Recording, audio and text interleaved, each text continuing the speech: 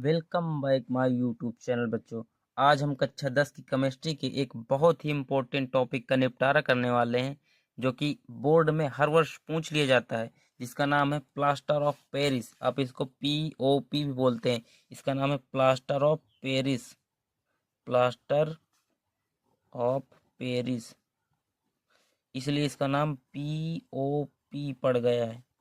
अब आप इसका रासायनिक नाम जानेंगे, इसके गुण जानेंगे, इसके उपयोग जानेंगे और इसके बनाने की विधि अधिकतर बोर्ड में पूछ लिया जाता है। इसका रासायनिक नाम कैल्शियम सल्फेट हेमीहाइड्रेट है, अर्थात कैल्शियम सल्फेट को आप SO4 से लिखते हैं। हेमी का मतलब एक आधा होता है और हेमीहाइड्रेट, हाइड्रेट का मतलब जल, ये होता है इसका सूत्र कैल्शियम हेमीहाइड्रेट। और इसका सामान्य नाम प्लास्टर ऑफ पेरिस है और इसका अणुसूत्र calcium calcium sulphate hemihydrate. Hemihydrate अर्थात हेमी का मतलब आधा और हाइड्रेट मतलब जल। आप इसको सब आप ऐसे लिखेंगे कैल्शियम सल्फेट। आपने ऐसे लिख दिया कैल्शियम सल्फेट, तो आपको पता है कि ऐसे लिखा जाता है। और हेमी का मतलब होता है आधा, यानी कि 1/2। हाइड्रेट का मतलब होता है जल, हाइड्रेट का मतलब जल, तो H2O। ये होता है क्या, ये होता है POP का सूत्र, प्लास्टर ऑफ पेरिस का सूत्र। अब इसका आप अणुभार याद रखेंगे। अणुभार इसका होता है 36.134 होता है। अणुभार इसका 136.134 होता है। अब आप इसकी बनाने की विधि डालेंगे। अब हम इसके निर्माण की विधि पढ़ने वाले हैं, ठीक है बच्चों। तो सबसे पहले आप लिखेंगे, जब कैल्शियम सल्फेट डाइहाइड्रेट को 120 डिग्री ताप पर गर्म किया जाता है तो निर्जलीकरण द्वारा प्लास्टर ऑफ पेरिस का निर्माण होता है। कैल्शियम सल्फेट डाइहाइड्रेट को जिप्सम बोलते हैं, अर्थात इसकी जगह आप जिप्सम भी लिख सकते हैं, जिप्सम।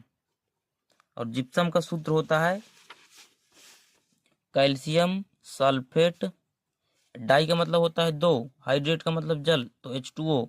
इसका जब आप दो कैल्शियम सल्फेट डाइहाइड्रेट का जब 120 डिग्री सेल्सियस की ताप पर अपक्रिया करा दोगे तो इससे जल निकल जाएगा। जल कैसे निकलेगा, आधा जल का हाफ अणु निकलेगा, जल का हाफ अणु निकलेगा। तो कैल्शियम सल्फेट 1/2 H2O निकल जाएगा और प्लस में 3/2 H2O बच जाएगा, ठीक है बच्चों।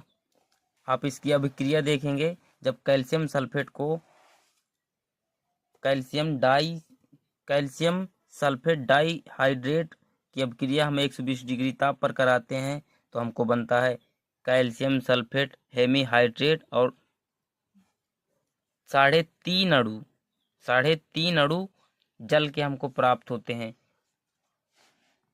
भौतिक गुणों का अध्ययन करेंगे तो यह सफ़ेद रंग का चूर्ण होता है।